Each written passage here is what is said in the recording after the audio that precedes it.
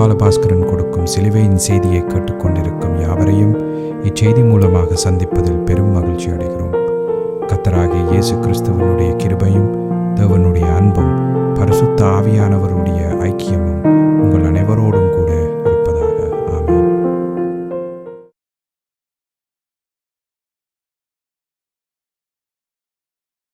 நான் இவாஞ்சலிஸ்ட் போல் பாலபாஸ்கரன்.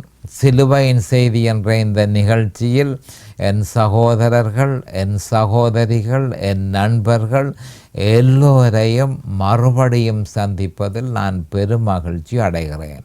இந்த அருமையான நேரத்தை கர்த்தராகிய இயேசு கிறிஸ்து எங்களுக்கு ஒதுக்கி தந்திருக்கிறார். இந்த நேரத்தில் கர்த்தருடைய வேத வார்த்தைகளை உங்களோடு பகிர்ந்து கொள்வது எனக்கு மிகுந்த சந்தோஷத்தை அளிக்கிறது என்பதை நீங்கள் அறிந்து கொள்ள வேண்டும். கர்த்தருடைய வார்த்தை என சொல்லப்படும் பொழுதோ அது எந்த காலத்திலும் சிலுவையில் அறையப்பட்ட இயேசு கிறிஸ்துவையே பிரகடனப்படுத்துகிறது என்ற உண்மையை நாம் தெளிவாக அறிந்து கொள்ள வேண்டும்.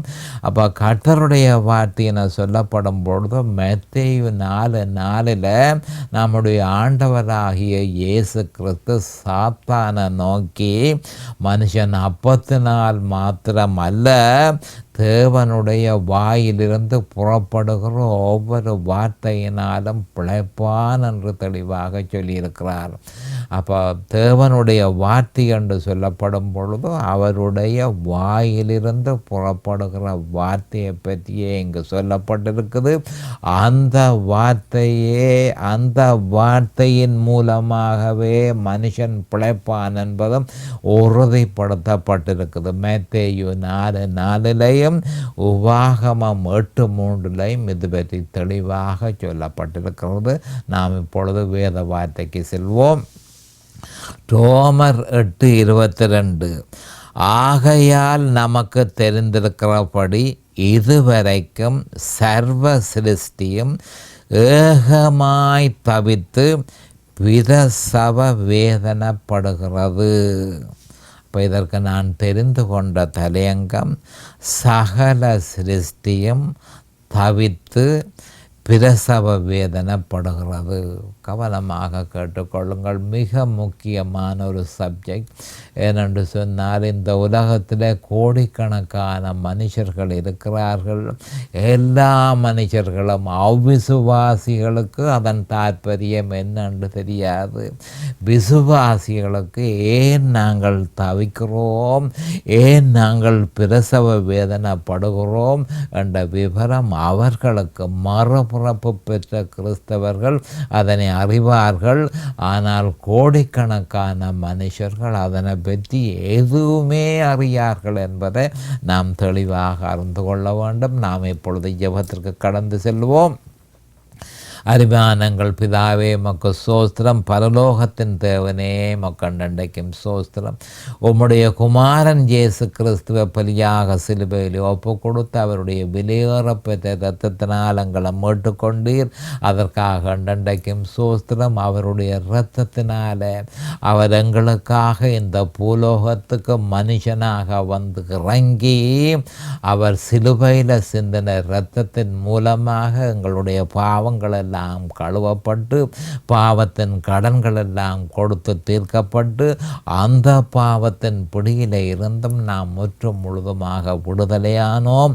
அதற்காக இன்றைக்கும் சோஸ்திரம் பிதாவே.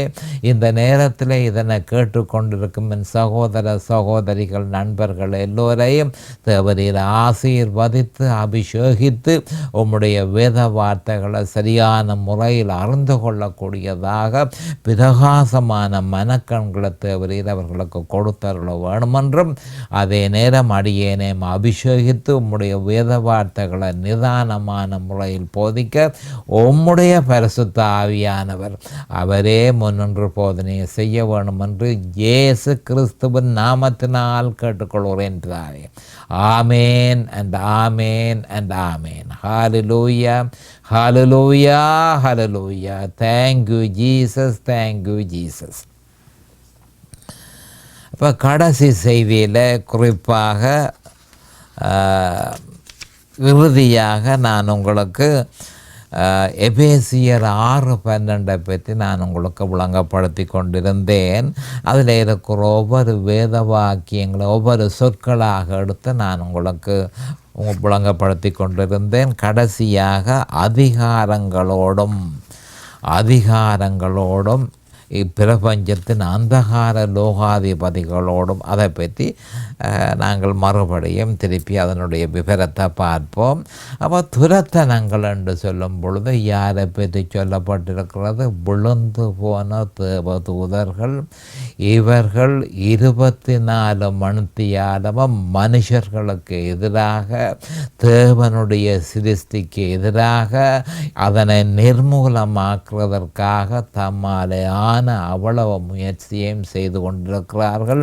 திட்டத்தை தயார் பண்ணி அதை அதிகாரங்களிடத்தில் அவர்கள் கொடுக்கிறார்கள். இப்போ இந்த அதிகாரங்களிடத்தில் இருந்து இப்பிரபஞ்சத்தின் அந்தகார லோகாதிபதிகள்கிட்ட அந்த திட்டம் போகிறது. அப்போ இந்த அந்தகார லோகாதிபதிகளார் கவனமாக கேட்டுக்கொள்ளுங்கள். இவர்களும் விழுந்து போன தேவதூதர்கள் தான். அப்போ இவர்கள் முற்றும் முழுதுமாக அதை நடைமுறைப்படுத்துகிறார்கள். ஆர் மூலம்?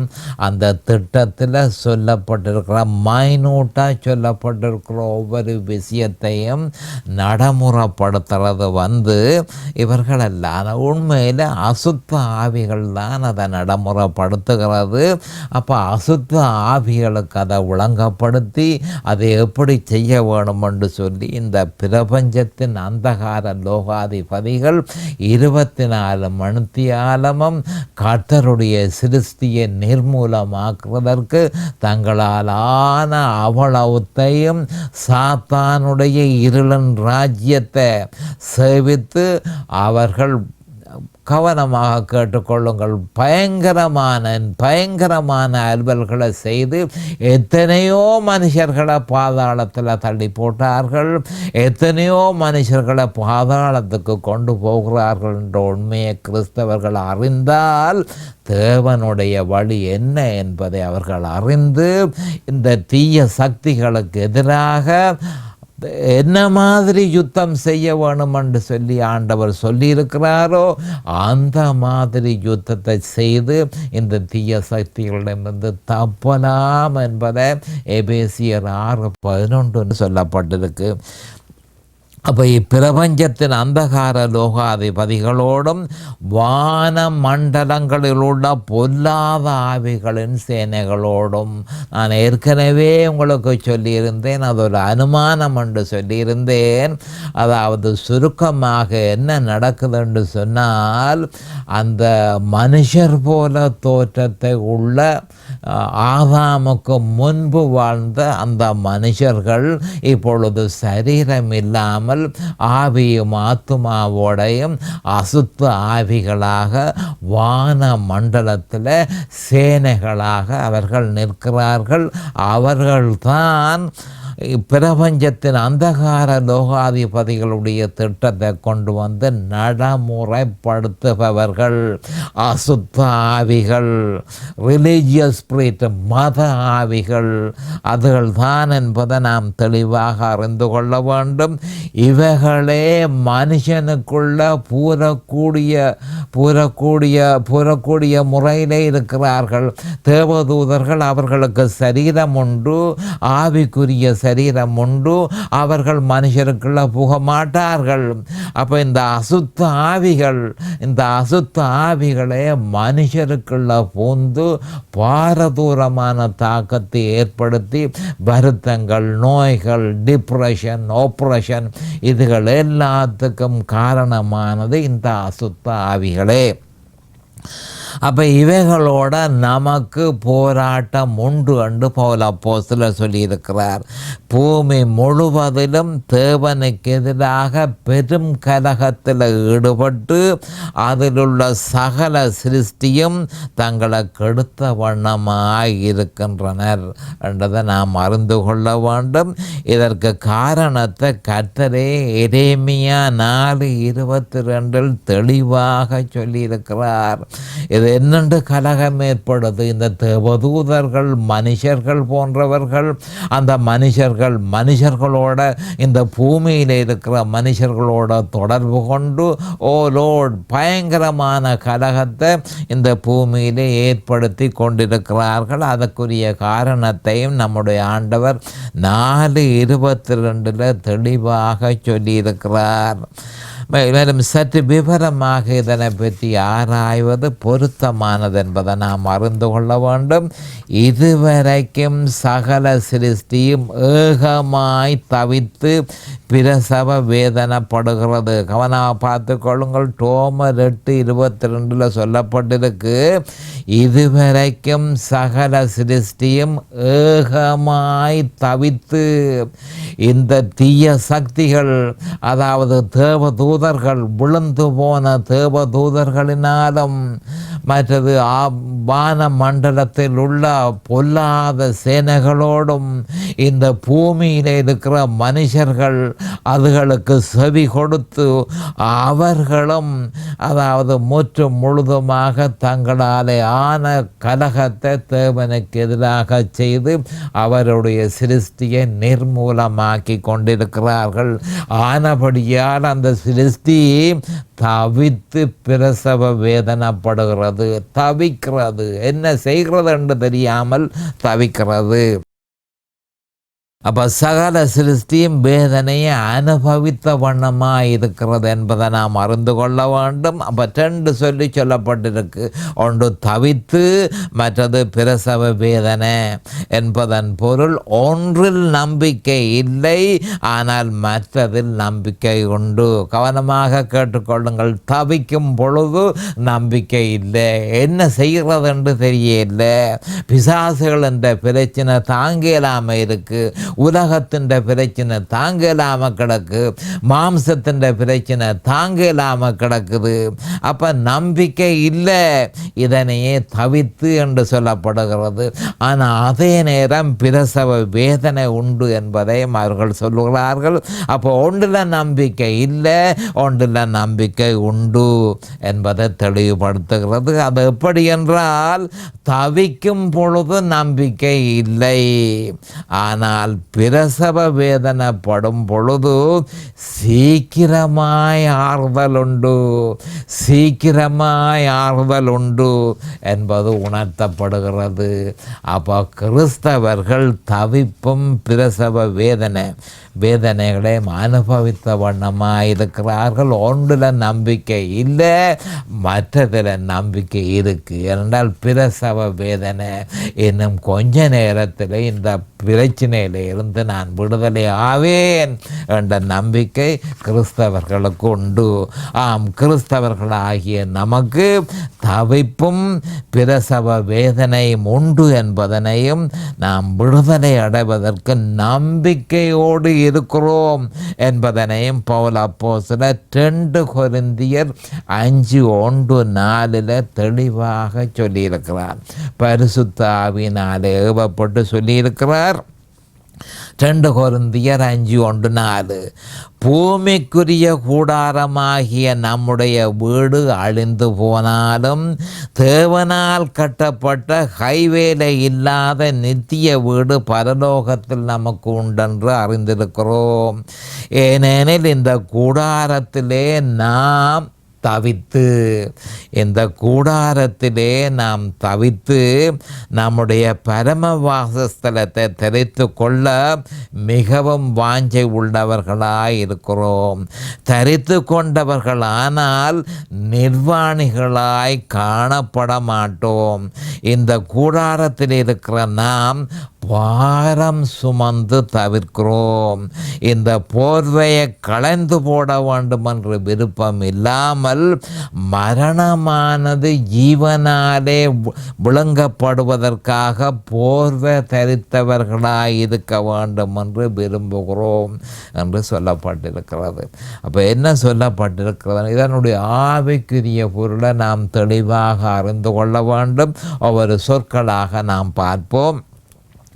பூமிக்குரிய கூடாரமாகிய நம்முடைய வீடு அழிந்து போனாலும், அப்போ நம்முடைய வீடு நம்முடைய சரீரம், வீடு என்பது நம்முடைய சரீரம், அப்போ நம்முடைய சரீரம் நிரந்தரமானது அல்ல என்பது எல்லாருக்கும் தெரியும். தேவனால் கட்டப்பட்ட கைவேலை அல்லாத நித்திய வீடு, அது மகிமையான சரீரத்தை பற்றி இங்கு சொல்லப்படுகிறது. எல்லா பரிசுத்தவான்களும் உயிர்த்தெழுதலின் போது மகிமையான சரீரத்தை பெறுவார்கள் என்பது இங்கு உறுதிப்படுத்தப்பட்டிருக்கிறது. தேவனால் கட்டப்பட்ட கைவேலை அல்லாத நித்திய வீடு பரலோகத்திலே நமக்கு உண்டென்று அறிந்திருக்கிறோம். இந்த மகிமையான சரீரம் தேவனால் உருவாக்கப்பட்டது.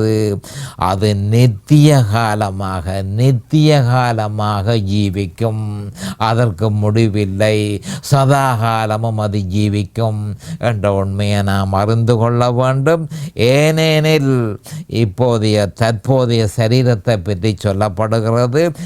இந்த கூடாரத்திலே நாம் தவித்து, அப்போ இந்த சரீரத்தில் இருக்கும் பொழுது நாம் தவிக்கிறோம், நாம் முறையிடவில்லை. ஆனால் விசுவாசத்தின் மூலம் வரப்போகிறத நாம் காண்கிறோம். அது வர வேண்டும் என்று எதிர்பார்த்த வண்ணமாய் இருக்கிறோம்.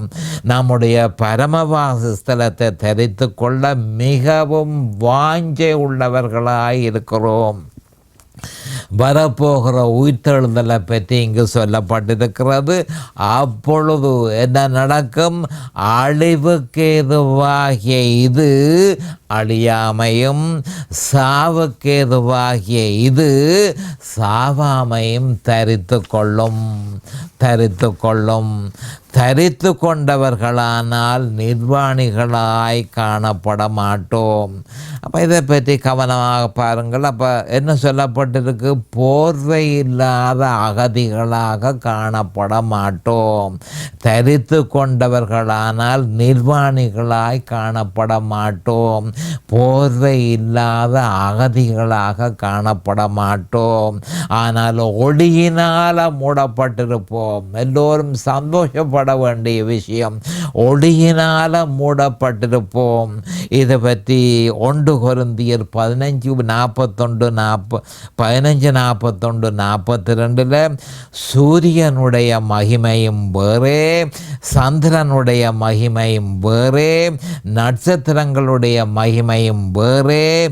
மகிமையிலே நட்சத்திரத்துக்கு நட்சத்திரம் விசேஷித்ததாக இருக்கிறது. அப்போ பவுல் அப்போஸ்தலர் மிக முக்கியமான ஒரு கருத்தை தெரிவிக்கிறார். அதை பற்றி நாம் அடுத்த வசனத்தில் பார்க்கலாம். 42ஆம் வசனத்தில் 15:42 என்ன சொல்லப்பட்டிருக்கின்றால், மரித்தோரின் உயிர்த்தெழுதலும் அப்படியே இருக்கும். மரித்தோரின் உயிர்த்தெழுதலும் அப்படியே இருக்கும். சில பரிசுத்தவான்கள் மிகுந்த விசுவாசத்தினால மற்றவர்களை விட பெரும் மகிமை உள்ளவர்களாக இருப்பார்கள். இதுவே முதல் வசனத்தில் குறிப்பிடப்பட்டதாகும். அழிவுள்ளதாய் விதைக்கப்படும். இங்கு பிரேத குழிய குறிப்பிடப்பட்டிருக்கிறது. அழிவில்லாததாய் எழுந்திருக்கும் மகிமையான சரீரத்தை பற்றி குறிப்பிடப்பட்டிருக்கிறது. அத்தகைய சரீரம் தேவனால கொடுக்கப்படுகிறது. இந்த கூடாரத்தில் இருக்கிற நாம் பாரம் சுமந்து தவிர்க்கிறோம். அப்போ 2 கொரிந்தியர் கவனமாக பாருங்கள். 5ஆம் அதிகாரம் 4ஆம் வசனத்தில் என்ன சொல்லப்பட்டிருக்கின்றால், இந்த கூடாரத்தில் இருக்கிற நாம் பாரம் சுமந்து தவிர்க்கிறோம். அப்போ என்னத்துக்காக பாரம் சுமந்து தவிர்க்கிறோம்? மரணத்துக்காக அல்ல. ஏனென்றால் மரணம் நம்முடைய எதிரியாக இருக்கிறது. அப்போ எதற்காக காத்திருக்கிறோம்? வரப்போகிற உயிர்த்தெழுதலுக்காக நாம் காத்திருக்கிறோம். இந்த போர்வையை களைந்து போட வேண்டும் என்று விரும்பாமல். அப்போ கிறிஸ்தவர்களாகிய நாம் இந்த போர்வையை களைந்து போட நாம் விரும்பவில்லை, மரிக்க நாம் விரும்பவில்லை. அல்லது தேவனுக்காக வாழும் போது அவரால் நியமிக்கப்பட்ட இந்த சுமைகளை சுமக்க விருப்பம் இல்லாமலும் இல்லை. கர்த்தரால் தரப்பட்ட சுமைகளை சுமக்கிறதுக்கு விருப்பம் இல்லாமலும் நாம் இல்லை. அப்போ நாம் என்னத்துக்காக காத்திருக்கிறோம்? மரணமானது ஜீவனாலே விழுங்கப்படுவதற்கு போர்வை தரித்தவர்களாய் இருக்க வேண்டும் என்று விரும்புகிறோம். இது சாவாமையை தரித்து கொள்வதை பற்றியது. அப்போ நாம் எதை தரித்து கொள்ள போகிறோம் என்று சொன்னால் சாவாமையை நாம் தரித்து கொள்ள போகிறோம். அப்போ 1 கொரிந்தியர் 15:35-54 இது பற்றி தெளிவாக சொல்லப்பட்டிருக்கு. அப்போ திருப்பி பழையபடி ரோமர் 8:22 பார்ப்போம். சகல சிருஷ்டியும் என்று சொல்லப்பட்டு கிடக்கு. சகல சிருஷ்டியும் எனப்படும் பொழுது ரட்சிக்கப்படாத கோடிக்கணக்கான மனிதர்கள் இதற்குள் அடங்கவில்லை. கவனமாக கேட்டுக்கொள்ளுங்கள். அப்போ சகல சிருஷ்டியும் என்று சொல்லப்பட்டால் அதனுடைய பொருள் என்ன? ரட்சிக்கப்படாத கோடிக்கணக்கான மனிதர்கள் இதற்குள் அடங்கவில்லை. ரட்சிக்கப்பட்டவர்களுக்கே தவிப்பு, அவர்களுக்கே தவிப்பு உண்டா என்ன என்றது தெரியும். பிரசவ வேதனை என்றால் என்ன என்று அவர்களுக்கு தெரியும். அவர்களே அதன் ஆவிக்குரிய பொருளை தெளிவாக அறிந்திருக்கிறார்கள். உலகத்துக்கு அது பற்றி எதுவுமே தெரியாது என்பதை நாம் அறிந்து கொள்ள வேண்டும். தவிப்பு என்றால் என்னென்று தெரியாது, பிரசவ வேதனை என்றால் என்னென்று தெரியாது, அதனுடைய ஆவிக்குரிய பொருளை அவர்கள் அறியாதிருக்கிறார்கள். அப்போ யார் அறிந்திருக்கிறார்கள்? அதாவது மறுபிறப்பு பெற்ற கிறிஸ்தவர்களே தவிப்பை அனுபவிக்கிறார்கள், பிரசவ வேதனையை உணர்ந்திருக்கிறார்கள். அப்போ உலகமோ தமக்கு ஏற்படும் துன்பங்களுக்காக அவர்கள் அழுகிறார்கள். மறுபடியும் சொல்கிறேன், அவர்களும் அழுகிறார்கள். தமக்கு ஏற்படும் துன்பங்களுக்காக அவர்கள் அழுகிறார்கள். தவிப்புக்கும் பிரசவ வேதனைக்கும் உள்ள காரணத்தை அவர்கள் அறியாதிருக்கிறபடியினால் அவர்கள் அதை பற்றி கவலைப்படுவதில்லை. அந்த பாவத்தை பற்றி அவர்கள் எதுவும் அறியாதவர்களாக இருக்கிறார்கள். நரகம் என்றால் என்ன என்பதை அறியாமல் இருக்கிறார்கள். ரட்சிப்பு என்றால் என்ன என்பதை அவர்கள் அறியாமல் இருக்கிறார்கள். அப்போ எல்லாரும் நாங்கள் மோட்சத்துக்கு போகிறோம், எல்லாரும் நாங்கள் பரலோகத்துக்கு போகிறோம் என்று சொல்லி அவர்கள் நம்பிக்கையோடு இருக்கிறார்கள். அப்போ அந்த பாவம் அவர்களுக்குள்ள இருக்கு என்பதை அவர்கள் அறியாதிருக்கிறார்கள். அதிலிருந்து தாங்கள் விடுதலை பெற வேணும் என்பதை அவர்கள் அறியாதிருக்கிறார்கள். அதிலிருந்து விடுதலை பெறுவதற்கு கர்த்தராகிய இயேசு கிறிஸ்துவை தங்களுடைய சொந்த இரட்சகராக ஏற்றுக்கொள்ள வேண்டும் என்பதை அவர்கள் அறியாதிருக்கிறார்கள். நரகம் என்றால் என்ன என்பதை அறியாமல் இருக்கிறார்கள். ரட்சிப்பு என்றால் என்ன என்பதை அறியாமல் இருக்கிறார்கள். பரிசுத்தம் என்றால் என்ன என்பதை அறியாமல் இருக்கிறார்கள். திருத்துவம், தேவன், இயேசு கிறிஸ்து குமாரன், மற்றது பரிசுத்த ஆவி, இதுகளை பற்றி எதுவுமே அறியாமல் இருக்கிறார்கள். சிலுவையை பற்றி எதுவுமே அறியாமல் இருக்கிறார்கள். அப்படிப்பட்ட சொற்களை பற்றி அதனுடைய தாற்பயம் என்ன என்று ரட்சிக்கப்படாதவர்கள் அறியாமல் இருக்கிறார்கள். அவ்விசுவாசிகள் தவிப்பதற்கு காரணம் தேவனுக்கு எதிரான கலகமே என்பதை நாம் தெளிவாக அறிந்து கொள்ள வேண்டும். அந்த கலகமே அவர்களுக்கு துன்பத்தை கொண்டு வருகிறது. அவர்களோ அதை அறியாமல் இருக்கிறார்கள்.